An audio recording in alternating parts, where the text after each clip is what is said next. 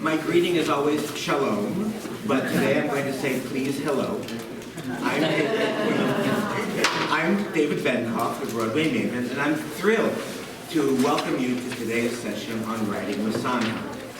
While my sessions at BroadwayCon have historically been successful, today in the presence of Broadway royalty, I must admit I feel a bit unworthy of your love. I see where this is going. Yeah. So instead of putting myself center stage at this morning's session, I'm proud to invite two great interviewers to help create a conversation with a book writer of real significance in the history of the profession, with particular interest to those of us with a passion for the works of Stephen Sondheim.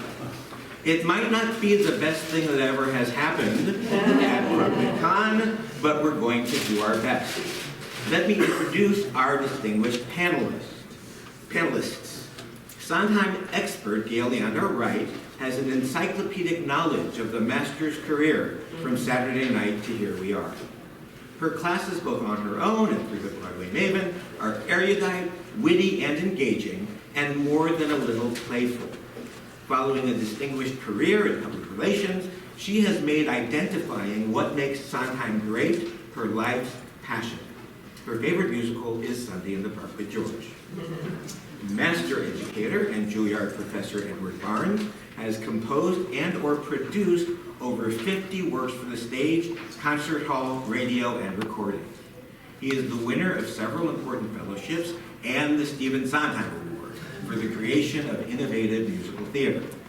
He recently joined the Broadway Maven team, teaching the music aspects of Broadway about once a month. He also teaches his own very popular music classes, which you can sign up for at his website, Songbook Station. His favorite musical is Sweeney Todd. And I'm Broadway Maven David Benkof. I've made Broadway appreciation both my hobby and my career.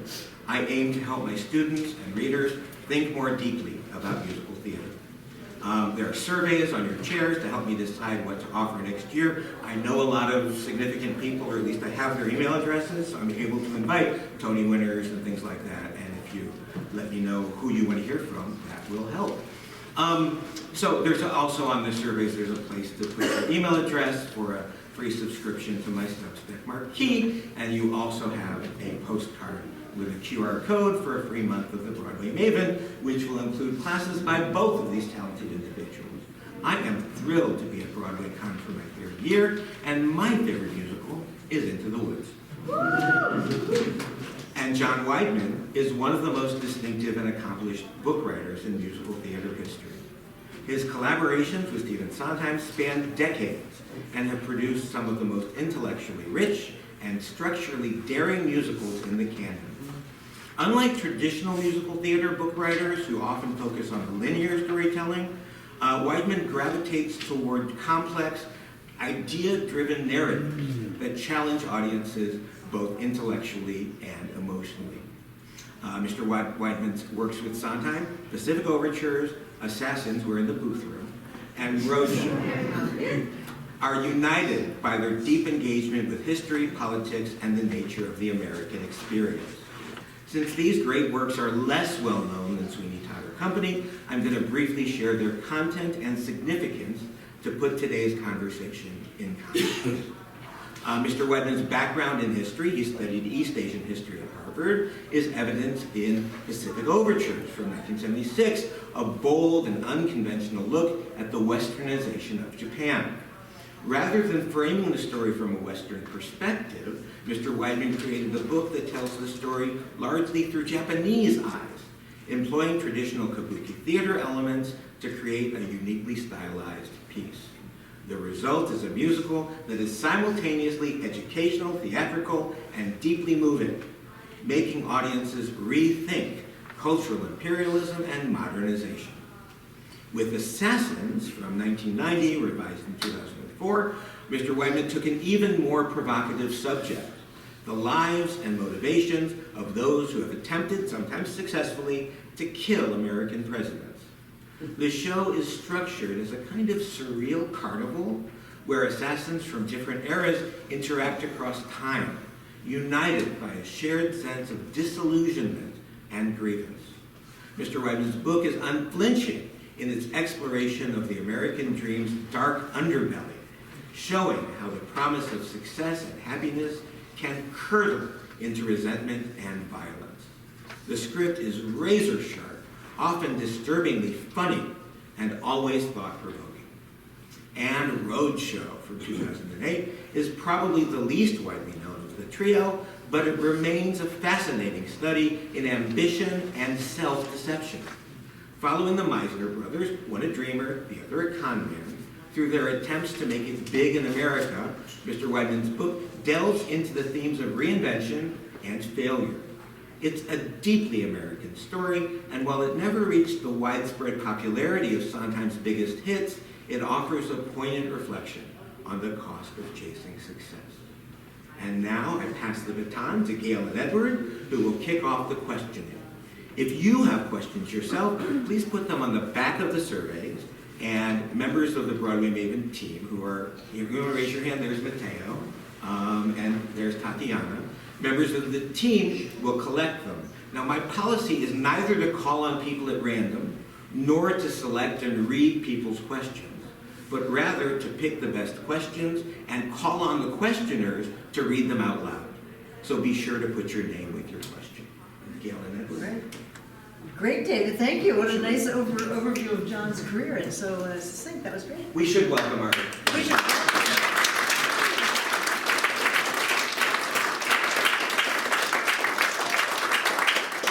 One thing you might not know about John is that he's incredibly generous and has spent an inordinate amount of time doing panels like this, doing interviews, doing talkbacks after theater, and you know, the historical record, and those of us who care deeply about musical theater generally, and Sondheim's collaborations more specifically, really owe John a debt of gratitude.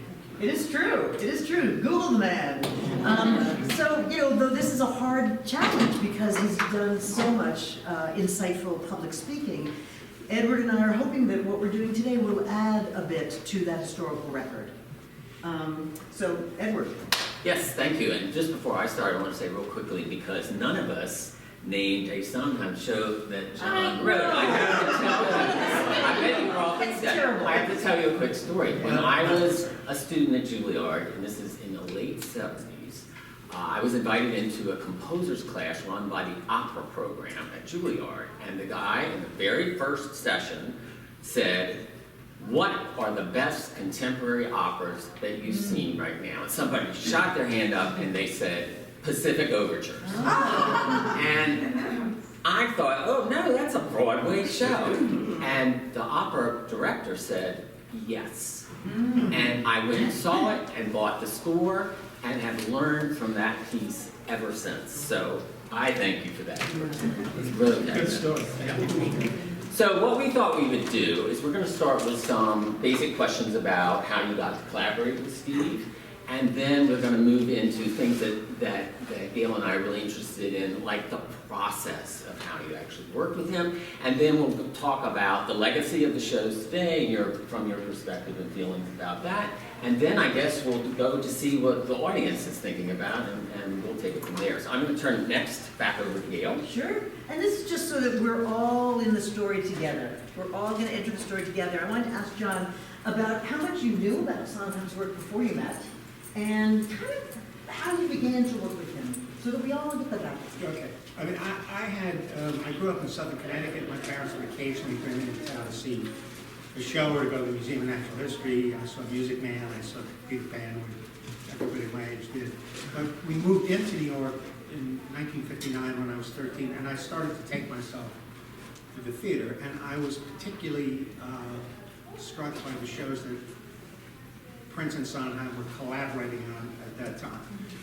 That's Company, that's Follies, that's Little Nightmares, Pacific Overtures would be the next one. I had seen Cabaret out of town in Boston on its way to New York, and so my first connection to Steve was through the work that Hal was doing, which was remarkable. That said, you know, at the time, the shows I just described were described as Prince Sondheim musicals. The collaboration between the director and the composer and lyricist was what framed that entire body of work that was being created. I often said I was in Hal's office once, when a little night, it was when the phone rang, and it was Hugh Wheeler's agent, saying, you know, the ad in the Times today describes night music as the new Prince Sondheim musical. They think there's a name missing. But it was an accurate way of describing the fundamental place, creative place, where those shows came from. So anyway, I was a fan. I had no intention of making a career of myself in the theater, or really as any kind of writer at all. But I wound up in law school. We won't talk about how I got there. And you know, after I had this sort of obligatory summer job as an attorney, I liked law school a lot, but I thought, I can't do this. I'm not going to be a lawyer. What can I do while I'm sitting here in the library at Yale Law School? I don't want to drop out. Support myself. I thought, well, I'll write a play. I mean, I've been going to the theater my whole life, and I was animated with that kind of energy you have when you don't know what you don't know. I thought I know what a play looked like, right? I've read millions of them. You're typing one up, you center the plate, I guess it was called on the typewriter. Type the character's name in capital letters, hit the return bar, type what they're going to say, do that twice, till you're finished. I'll do that, and I did. And I wrote a play called Pacific Overtures, which was a straight play about Kelly's expedition to Japan in 1853, something I knew about, but which honestly, I have to say, when I went to a really good high school in New York, Asia, from the point of view of the history department, for all intents and purposes, did not exist. It wasn't until I got to Harvard and was required to take a course outside the area in which was going to be my primary area of study, which was going to be modern European history, that I was, you know, by accident introduced through the survey course at Harvard to the other side of the world. And it was a fascinating discovery. So I decided I'm going to focus on this one here. And I thought maybe I'd go to the Foreign Service. I mean, I played around with ways in which I might take that enthusiasm and put it someplace else. But that all went away until it was time to sit down and try and figure out why not to be a lawyer. So my dad, quite a celebrated novelist who had worked in the theater for 4 or 5 years. And he had written a show that Hal Prince and Bobby Griffith had produced, Fiorello, which, you know, was a big success, won the Pulitzer Prize. He had 2 or 3 other musicals after that weren't so successful, so he just stopped and went back to writing novels. But I had met Hal when I was a kid, and so I had this play, so I thought, well, I'm just going to bluff my way into Hal's Prince's presence if I can. So I wrote him like saying, I'm a law student, do you have internship programs? I'd love to be a producer. Just bullshit. P.S. I said, by the way, I have this idea for a play, and I would love to, if it was appropriate, I'd love to discuss it with you. And I described to him what it was, and I heard from him almost immediately. He said, when you're in New York, come into New York, and I don't do any of the internship stuff, he said, but I would love to talk about the idea for the play. So I went to New York, and all of a sudden I was in conversation with Hal about something I was then going to go away and write. And I wasn't being coy about my experience or what I knew how to do or didn't know how to do. Hal was immediately interested in the content of Pacific Overtures, even as a straight play. But obviously from the beginning he was intrigued by the idea of taking, as a director, taking American theater techniques, that would become musical theater techniques, and combining them in some way with this kind of the vivid, expansive qualities of Japanese kabuki. And so I went away, I wrote the play, Hal liked it. He was going to produce it. I was coming into town for auditions. This is nuts, right? It's truly nuts. And it was both exhilarating and also terrifying, because I thought at some point Hal's going to go, wait a minute, you don't know what you're doing. But he did call me one day and say, Boris Aronson was going to design it, he can't figure out, I think it wants to be a musical. And so I thought he was just telling me he wasn't going to do the play, but he said, I'm going to send it to Steve, which he did. And Steve, as was, I discovered, usually the case, he said, I don't know, I think it's a play with music. But Hal was nothing if not persuasive. Hal could be a bully in a good way. And eventually he just persuaded Steve that we should do it. And so I came into New York again one day, and instead of Hal being the only person in the room, Steve was there too. And it was like, I had no real sense of being intimidated by Steve's presence, because that already happened with Hal. It was like here's the other guy. So that's how that collaboration originated. And you know what was, back to the Prince Sondheim thing, I mean, all of those shows that Hal did with Steve, Hal really operated as the creative hub of the wheel which was the show. So that the work that Steve did was in some way very specific to that collaboration and that relationship. So I would often wind up in Steve's study working on a song or talking about the show, but everything was filtered through Hal was sort of the driving idea that was, for better or for worse, better I think, it was molding the materials that moved forward. And so that was the beginning of me collaborating with Steve, which is, yeah, there's no wisdom in this to share with anybody else about how to get into the musical theater. That's not why we're here. Why we're here is to really understand how this happened. And I've heard you speak a lot, and I've learned a few things here, Don. So that was tremendously valuable. Thank you. Sure. So I'd like to get a little bit into the actual process. You talked about how you kind of got to Pacific Overtures and began to work, and I'm sure with every show is a little bit different. But what I'm interested in is being in the room when it happened, and like you've decided you're going to do this together as a musical.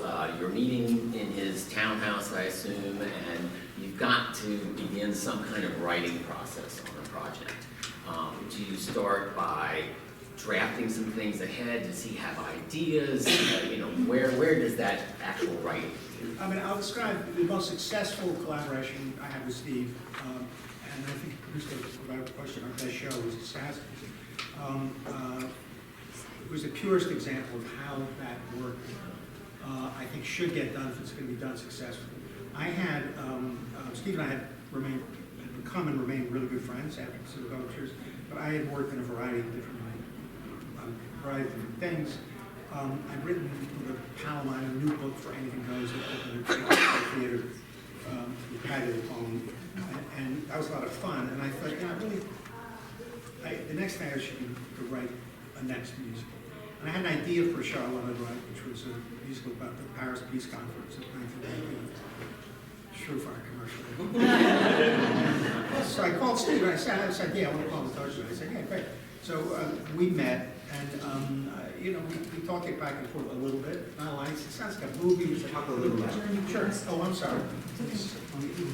So it was, it was. Steve never jumped up and said, "Let's do that." It was, yeah, I don't know. What do you think? And as the conversation sort of progressed, he said, "What about this?" He said, "Assassins." And I said, "Well, say some more."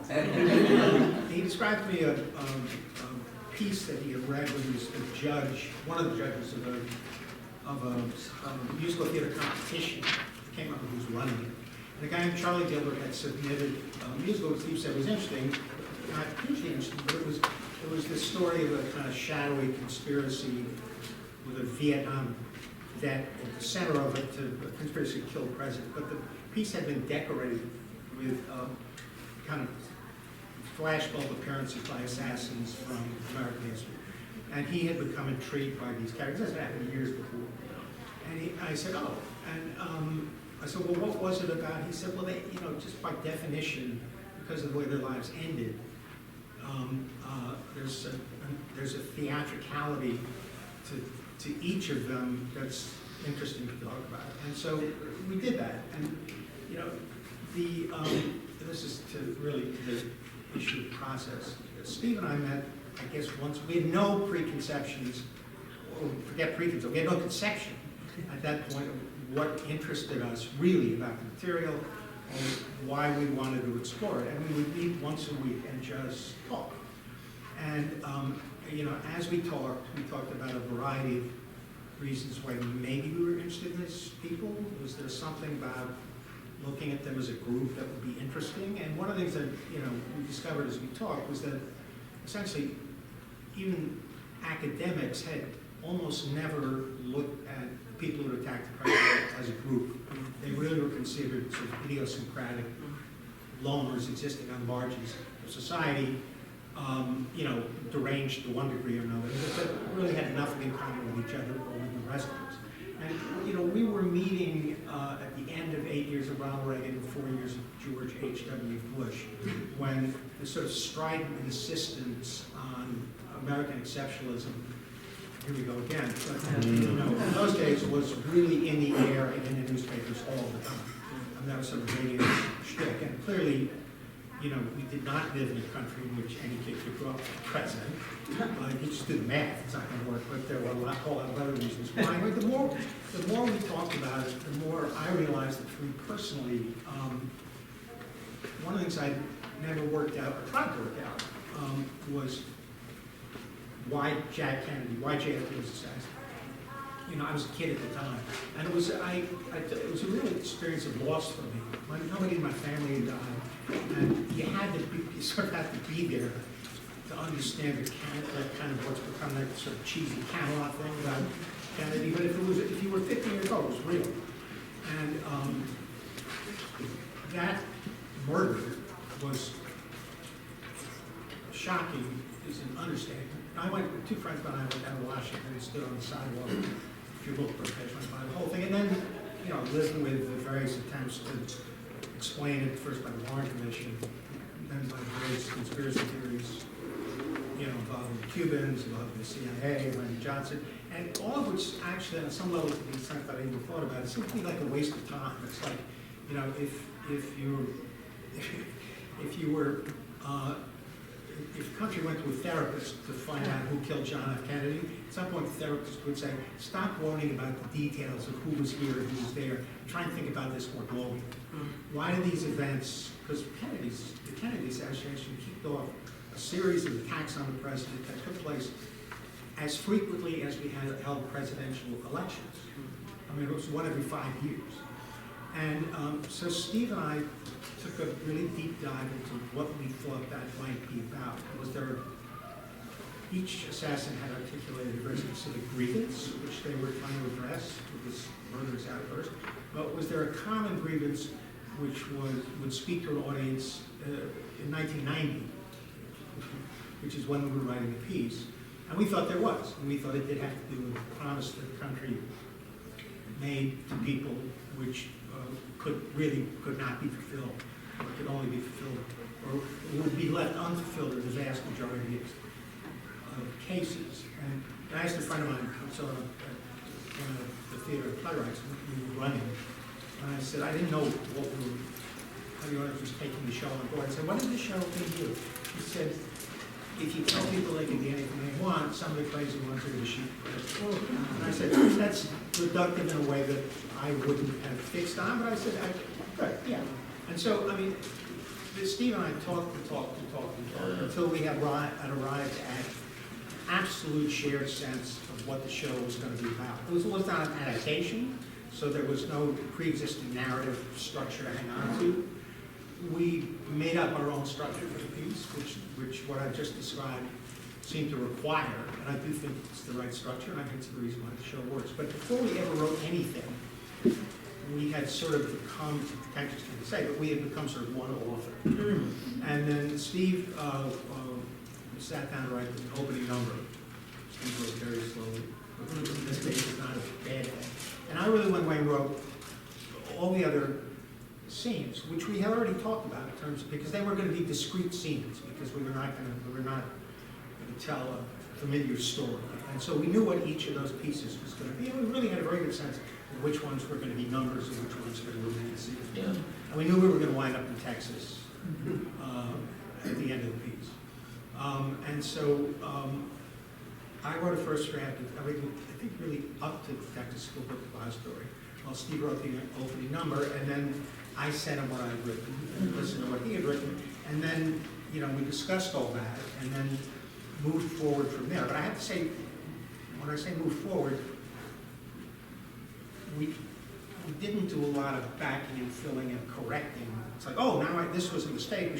We really wrote what we had decided to write by the time we were through talking. And I do think that's one of the reasons why the show succeeds on its own terms. There are people who like it, who don't like it, which is, you know, I like it, people like it better. People are allowed to think it's every time there's been another major production, we've looked at it to see if there's anything we wanted to do to it, and the answer was no. We did add, Steve wrote a song which went into the show in London a year after it was first done in New York, and that came out of the conversation with Sam Mendes, who directed it. And he said, feels like there's a song missing. Sam Biggs got 2 monologues. Shouldn't the second one be a song? Not even Shakespeare would write 2 monologues for a character. There's nothing happened to him in between. I thought, well, it's 6 minutes. But maybe we're going to leave it alone anyway. But it was, then Steve and I talked, and we did feel at that point, also I think seeing it on stage, that the entire show takes place really inside this sort of dark, claustrophobic world of the assassins. But in the number in which Zangara is electrocuted, except in musical shit, that's a good electrocution. You know, we had created these 4 sort of fatuous Americans who were bystanders, were taking credit for having saved the president's life. So we had put the audience kind of on stage, put them in that world for that one moment, and it's like, all right, having done that, what if we put those people, not specifically those people, but the idea of those people, back on stage after the Kennedy assassination.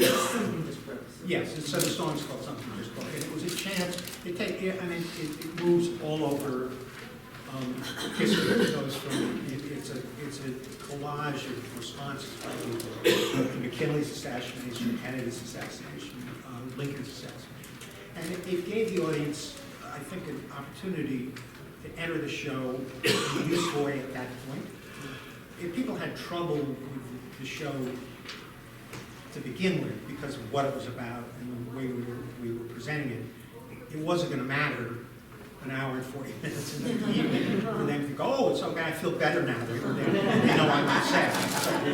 But it was a useful addition. Otherwise, we haven't changed at all. And I'll take 2 more questions because I like this part of the story. The show at Playwrights, people really didn't like it. I mean, the critics really didn't like it. They made it, some of them just tanked it. It wasn't just it's not a good musical, it's like it really pissed them off. It was unpatriotic, the war in Iraq, Operation Desert Storm, it's like, and audiences some of them were with it, a lot of them weren't. So it might have moved from Playwrights, but that really wasn't going to happen. But there would be productions here and there around the country, but it hadn't been done in New York again until 2004 when Joe Mantello did The Roundabout. But prior to Joe approaching me and Steve, we'd been approached a couple of times by good directors who wanted to do nice production in New York. But it would always turn out by the 3rd meeting that they wanted to start over. You'd have a meeting and say, well, my friends didn't like it. And it's like, well, then why are you here? We really committed to what we wrote, not out of stubbornness, but because we really felt we had delivered on what we had intended to do. We had the first conversation with Joe. I said, Joe, he said, no, I just wanted to do what you wrote. And he did, and that was a brilliant production. It's a long answer. No, that's why we're here. But it's at the core of that, the important part of that is that I truly believe that in order to write any kind of successful musical, the collaborators have to sit with each other until it's embarrassing that they aren't writing. They really have to, if they start too soon, which I think Steve and I did on Roadshow, which we'll talk about a little bit, then you get in trouble. Yeah. John, thank you. I mean, something that many folks don't know is that a book writer doesn't just write dialogue, right? A book writer is figuring out what the play is. And that's what you've demonstrated so beautifully about how closely you and Mr. Sondheim worked together to get to that point before you started writing. Yeah, I mean, I think in the end, really, the thing that the book writer is most responsible for is to, in some cases, create, but certainly even post-creation, to be the custodian of the structure of the piece. Because things really start to happen fast, material goes in, material comes out, and somebody really has to keep their eye on what, whether it's a traditional, conventional narrative, something very different like the Pacific Overtures, to to really keep their eye on the play. Right. And that's book writer's fundamental job, because you can rewrite scenes, endlessly write new dialogue, but if the structure gives the drift, and you're in trouble. Right. So in Assassins, I mean, songs work differently in every musical we work with Mr. Sondheim. So Assassins, man, how does one even wrap your head around this great, pastiche of Americana, and that each of the songs is sort of commenting on and that's still your job to maintain that, right? Well, yes, Assassins is it's such an interesting ride, because creating was great, and then it had a very bumpy life in the theater for a while, and now it's back where it belongs. But you know, as I said, when Steve and I were talking our way through the structure of the piece, what was going to be a song and what was going to be a scene, because the scenes and the songs, Assassins, if those of you who know the piece, does not observe any of the sort of expected conventions how songs work in a musical, which is a scene may start with dialogue and then evolve into a song, or may start with a song and then the scene flows out of the, and people start talking with songs. Assassins has got boundaried events, and they are either scenes or songs. Some slight variations of that. So, you know, Steve, there was two examples of how the collaboration with Steve worked on that show. At one point, when Steve and I were in the beginning of this process, we were about to try to become one person, I said, I want to write a monologue for Leon Cholgash, who worked in the Flower Factory. You know, it's an extraordinary example of a victim of, you know, late 19th century, God bless you, William McKinley, a really oppressive capitalist.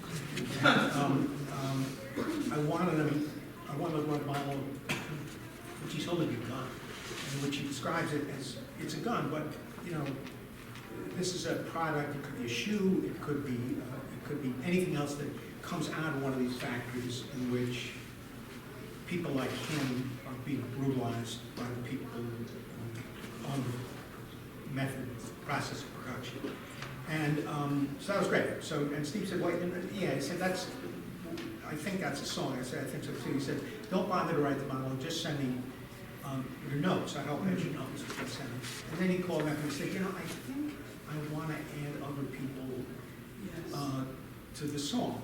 And I said, what do you mean? And he said, well, I think movement. And that became this song, the Gun Song, which is it's an extraordinary song. I mean, it's basically kind of a barbershop. And it's a brilliant song, and it's really chilling. But it starts and ends with Cholgash, who then turns up stage and kills McKinley. But you know, musicals are so, what's going on, some of it is so subliminal. And one of the things that it achieved, the characters in Assassins all enter the show as individuals in the opening number. They don't know each other, they're not interested in each other, they come from different historical periods, they are armed with weapons and kind of the beginning of an idea. And they continue to exist in this kind of space they've been forced into, kind of bumping up against each other, annoying each other until each one goes off to try and kill the president. But what the Gun Song accomplished was that 4 of them wound up, simply by virtue of the song that Steve had elected to write, collaborated with each other. They were sharing, because they were forced to harmonize with each other. Suddenly they weren't quite as individual as they were. And this is across a century. Yes, and this is before the song begins, and it's not something that is sort of the essential muscle inside the piece, but it's part of the sort of delicate way in which we're trying to put these, usually not very delicate pieces together, you know. And Steve and I, you know, we knew we were going to Texas School Book Depository, but we also know, this is early conversations, that, you know, I believe Oswald killed Cat, full stop. But maybe not. But certainly for the purposes of the show, that was what we were writing. But the Assassins, having now recognized themselves as cohort, as a group with something in common, had to go to Texas to recruit their next member, and that was going to be Harvey Oswald. But if Oswald had simply gone to the sixth floor of the Texas School of Oswald had killed Kennedy, they didn't need to recruit him. There's no scene. And Steve and I sat around for a long time trying to figure out what to do about that. And this is the book writer and the lyricist and the composer working together as the playwright. And one day he said, well, what if Oswald went there to kill himself? And I was like, oh, I'll be right back. That was the essential idea which came from Steve, which is what makes the whole scene possible. Because then Booth and the people he has brought with him have to explain to Lee Harvey Oswald why killing the president is a better choice than killing himself. Which means, and the explanation has to make sense in a way that should be disturbing, right? And I think it is. And it also, in a way, washed back over everything that you'd seen the other assassins do, because it gathered their motives even more firmly into a central place. I'm very proud of the show. I'm very proud of the show, the way in which we wrote it. It's enormously entertaining, but it's not an entertaining. I wanted to ask sort of something we were talking about, Assassin's flip of that back to Pacific Overtures, where you had already written a play, and now this guy comes into the mix, and it's probably a different sort of process. And in particular, I'm interested in one scene called Chrysanthemum Tea, which is sort of a scene unto itself. It's almost completely self-contained. One of the most brilliant little musical dramas I've ever seen. I'm just curious how that evolved and how it developed. Was it a scene that was pre-written that he then adapted? Was it something like how did you do that? Okay, get comfortable. Not a short story. Remember, this is New York in 1975, and things Japanese were just unknown to middle-class white Americans. There were a handful of sushi restaurants in New York, but they were there primarily to serve the taste of Japanese businessmen. And Hal felt, and again, he was present from the beginning of all these conversations, and one of the things the show needed to do was both sort of explain the history, obviously, what America was doing there, but also to give the audience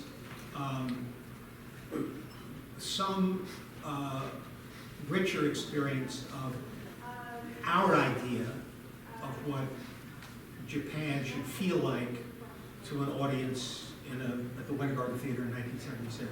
And so, from the beginning, the script was had a kind of a collage-y quality to it. Fundamentally, the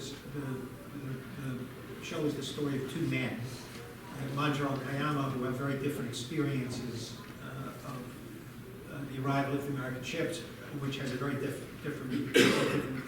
consequence for both of them as they move forward through the story. But we had surrounded their story with a lot of other stuff. Some of it was book scenes, which after the Broadway production, I began to extract, because they seemed like they were distractions from the more important focus the audience needed to place on these two characters. So it was easier. There was a scene where the Japanese and the Americans exchanged gifts. None of the principals of the piece were part of the scene. It made one sort of obvious point, cut it. And I cut a bunch of other stuff over the years. Steve had written two songs that were driven by that same imperative. One was Kanagawa, Welcome to Kanagawa, which the narrative does not require.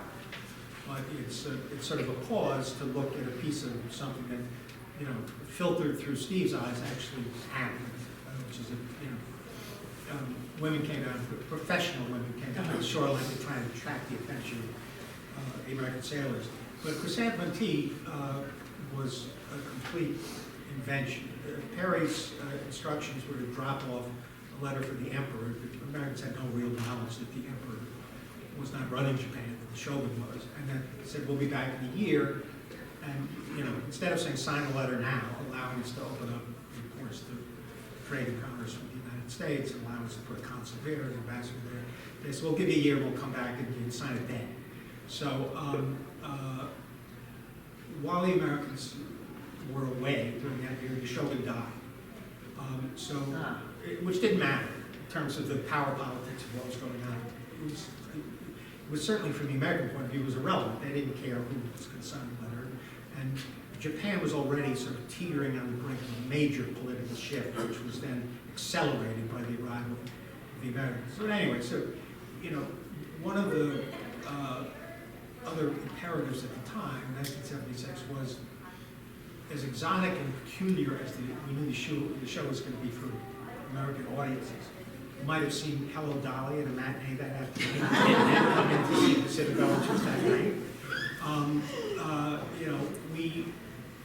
The idea was, if we could give them, from time to time in certain places, a kind of a more recognizable large American musical comedy attitude, it would calm them down and help them take the rest of the show on board. And so Chrysanthemum was basically imagined to achieve that. He wrote it out of town, I think when we were in Boston. And and it worked. It's sort of it's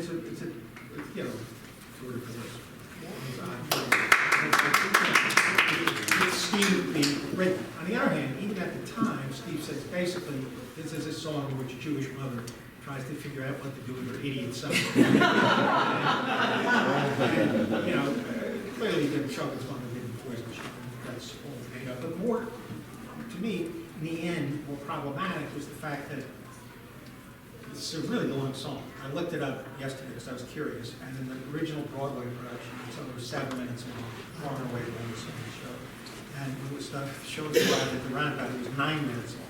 Wow. So you're living inside a certain kind of, going back to add this, one of the things that was animating the show was the idea that, for better or for worse, Japan, having been isolated from the rest of the world for 250 years, had produced a culture which was very much its own thing. It was unadulterated, uninfluenced by other things. It was Japan. And, remember, the caveat is always Japan has viewed through the eyes of 3 upper middle class Jews and white Jews in New York. But the purity of that idea was very important to the progress of the show, because you wanted the arrival of the Americans to feel like something which was a pure expression of its own thing, was being kicked into a different place, carelessly, by the arrival of, first the Americans, then the Admirals, from all the other countries.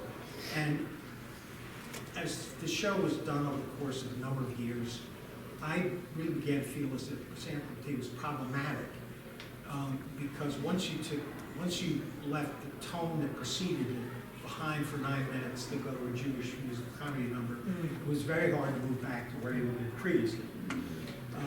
And the next song in the show, the score, is Poems, which is this exquisite expression of that, what I'm going to call the Japanese feeling that we were aiming for.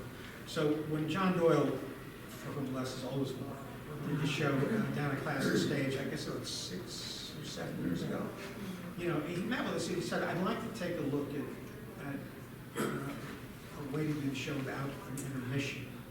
And I was like, yeah, well, okay, let's have that conversation. And it was in those conversations that what I've just described as what I thought was problematic about Chrysanthemum came up. So I was like, we all thought, well, let's try it about Chrysanthemum. And we did, and we found other cuts that streamlined the show and emphasized the aspects of it that I'm talking about. But, it was a very controversial thing to do. Because people, who knew the show were very committed to what a brilliant song it is. But the show was done in Tokyo about a year and a half ago, and that production then moved to London, and it was the sort of Doyle 90-minute version without the Chrysanthemum tea.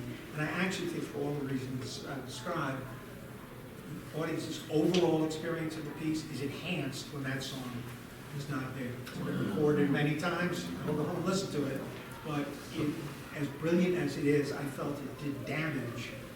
And again, this is sort of from the book writer, being the custodian of the, and we were all in agreement on how it would work without it. And so that's the answer to the question. This is terrific so far. I want to hear everything else, but we only have 15 minutes. And if you have questions, write them on your surveys, Here's Tatiana, that's Mateo. They're going to be collecting questions. Be sure to write your name so I know who to call on when it's time for there are pens and... Write down when you're done writing your question on your page. So this leads me, if I may directly, I'll stand here. this leads me directly to a question about revivals and revisions. I had breakfast with Ted Chapin not long ago, and I was interested in what's going to happen to the works that we think of as Sondheim works, not just collaborations with John. And Ted said, well, there's a thing that generally survivors call shots. So my question to you, John Weidman, is somebody comes to you, they want to cut poems, whatever. They want to cut Addison strip. How do you think of yourself as a custodian of Mr. Sondheim's work? I feel like Steve and I worked in tandem so closely that I feel comfortable approaching questions like that, considering questions like that, and thinking like, yeah, no, I don't think so. I mean, usually the answer is no. If you do it, you want to do it. If you don't want to do it, don't do it. That's fine. But if you really want to kind of transform it, change it into something else that you think it should be, But then like Sondheim would say, if you want to do it all in yellow, do it all in yellow. It might not work, but let's take a look. Would you be the person that I come to say, I want to do Pacific Overtures in yellow? here's a more complicated answer. than you Sure. expect. Yes, is the answer. But also, Steve, in his will, created a committee which is supposed to evaluate opportunities that come to the estate for doing his shows. So-and-so wants to do one this way, so-and-so wants to do it that way. And so Steve's voice is not just mine, it's spread out over the course of 4 or 5 people. But with all the 3 shows that Steve and I wrote, I feel comfortable speaking on its behalf. And I do feel, most of that stuff, it's like, as long as the text is unchanged, you do show it any way you want. But yeah. But they want to drop a scene, they want to drop a song, you're the guy. Yeah. And the answer's probably no. Yeah, certainly if it was about dropping a song, I would be very uncomfortable shouting that on Steve's behalf. Sure. If it was about altering a scene, making it shorter, I'd say, well, let me look at it. And if it's a good idea, then sure.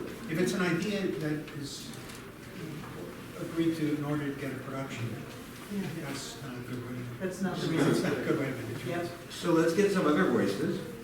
Reed Geiger-Smith has a good question. Hi, my question to John is what is like when you wrote with Sondheim, how did you structure like the musical itself, and what are the keys to that structure? Well, as I said, Steve and I would meet, and because the shows Steve and I wrote were not adaptations, so there was no pre-existing story or plot. You had to make that stuff up. And in most cases, we took a sort of an eccentric approach to how to do that. But we would talk that through together. In the days when the book writer would go away, write a show, and hand it to the songwriter and say, I think there's a song here, I think there's a song here. Those have been gone forever. And I don't think anybody really thinks that way much anymore. Sometimes people do. And sometimes you'll see a show where you can kind of guess that that's the way the show evolved, because things feel awkward and they don't feel like a play. But Steve and I would always do all that work together, and then we would separate and each do a particular piece. Jackie Leibowitz. Through all the versions of Roadshow that you wound up writing, how did you persevere to get to that final version? One quick thing, and then I'll answer the question. I think, as opposed to the way I've described the genesis of Assassins, I think the fundamental problem we had with Roadshow until we solved the problem is that Steve and I started to write too soon. That we really had another 2 months of talking to do to make sure we were on the same page. We had come at the project in very different directions, so it took a while to sort that out. I think that because it was Steve, I think if it had not been a Stephen Sondheim show, it just would have drifted away. Yeah. But, after we had done Bounce with Hal Prince, which it was another way of approaching the show, but also was like long. That's a bad word, which was not successful. By successful, I don't mean it didn't sell tickets. I mean, it's like, it didn't get us closer to what our original intention was. Oscar Eustace at the public wound up with the script on his desk, and he didn't say this explicitly, maybe he did something. He just felt that Stephen Sondheim, there should not be a Stephen Sondheim show that was left unfinished. And so Oscar basically became the hand at our back to go back to work on it, and John Doyle, with whom Steve had collaborated very successfully, was then added to that conversation, and that's really one, and Doyle was hugely helpful. But this is over a number of years. Well, the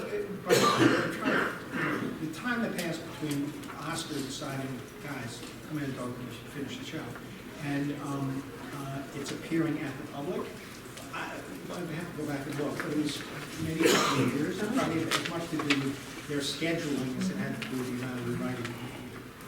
But, yeah, Oscar did not have Steve's shows you left. Just like the last, just like here we are. So there are a couple more participant questions. If you have some, write them on the survey, and then we can always go back to Edward and Gail. Eva has a great question. Sure, please. Okay. I approached Sondheim after I seen Roadhouse, and I said, after Sass and Roadhouse, I said, are you going to write a trilogy? And then he surprised me and said, we already did that with Pacific Overtures. Did you do that on purpose, make a trilogy out of Pacific Overtures, Roadhouse, and Assassins? No, it was kind of, look, I made a hat. It's like, and I think whenever we got together to talk about a show, first one said Hal was the muscle of the inside of the collaboration. But after that, I think when we talked, we defaulted to a certain kind of material that we were interested in when we were working together. Little Pine is a great buddy. We talk about Steve all the time. And, Steve was writing with James, and then he'd write with me, he'd write with James. And the stuff that he and James did together has nothing to do with the kind of stuff that Steve and I would fall into collaboration with. I will say, I think I brought that perspective into the room, and he totally responded to it. And now it feels like a trilogy, yeah? Yeah, it does. In hindsight, sure. Yeah, I mean, it does. It's, John Doyle, who did, he's done all three shows, has described them as a boxed set, which really pleases me. And we could have written three shows that had little or nothing to do with each other, but I feel like inside Steve's career, there's this package of shows that he and I created together that belong to him. Yes. Very satisfying. Do either of you have another question? We have millions of questions. I want to be here for 17 hours. Edward, do you want to take them? Sure. A little bit back to process. I'm curious, I knew Sondheim and he could have a sort of intimidating personality. You're working with him, and now you're going to go over to his place and he's going to share a song he's come up with for a show for you. And I assume he sits at the piano and sings it out to you. And you're sitting there, you've never heard it before. I'm just curious if you could share, what that felt like, and did you have any sense of how to approach discussing it once you heard it? I think the ways in which I would approach discussing it evolved as, again, I worked together, so it was not the same when I was listening to something he'd written, when he played Somewhere Tree for Right. it changed as our collaboration rolled forward. I will say one of the things that made working with Steve easier was that Steve was subject to all the same insecurities that affect any artist I know who works in this field. And he was quite open about it. And so, you never had a sense of sitting down, the master, I'm not going to share with you this perfect piece of work. It was the attitude was like, what do you think? Is this, am I getting at it? Is this, and it wasn't just because he hadn't had that therapy. He was genuinely interested in the collaborators who respected how they were responding to what he was writing. And You're much younger than he is. at that point. Well, that's, yeah. Doing the math. Yes. No, but for sure, absolutely. But as I said, Pacific Overtures was different than the other shows because Hal was in the middle of it, and that was the fundamental, you know. And Hal is, as often been said, Hal is an enthusiast. Hal, you know, when Hal liked something, he exploded with enthusiasm, and I think Steve fed off that. Matthew K. My question is, how do you go about like balancing compelling theme versus compelling story versus compelling characters? You know, like it can be hard to get like all of those right at once. So how do you go about like balancing the importance and figuring out how to do all of it? I think I don't know that it's a conscious process, except when it's not working, and then it becomes very conscious. You know, I think, again, I keep coming back to SAS. I've worked on a lot of different shows, not with Steve. And one of the things that pleases me about Assassins is how, even though it's a notional show, it's driven by ideas, I think that the characters we created are really rich, despite the fact that they get very little stage time. And that we were really efficient in presenting full-blown, three-dimensional characters with very short brushstrokes. And you can put somebody on stage forever and never have them come to life in a way that's interesting because maybe you don't actually have an interesting take on the character. The shows that have always been most exciting to me are the ones that successfully balance the things that you're describing. I mean, I said I saw Cabaret out of town on its way to New York. I'm a big fan of this production, but Hal's production was thrilling. It was like a whole new idea that you could take a fairly conventional story and wrap this whole other thing around the outside of it and wind up with something that was breathtaking. And you know, that was a good show to see when I was that age, because it wasn't just like seeing a really good production of Oklahoma. Don't forget to like and subscribe. Shalom, I'm David Benkof, the Broadway Maven.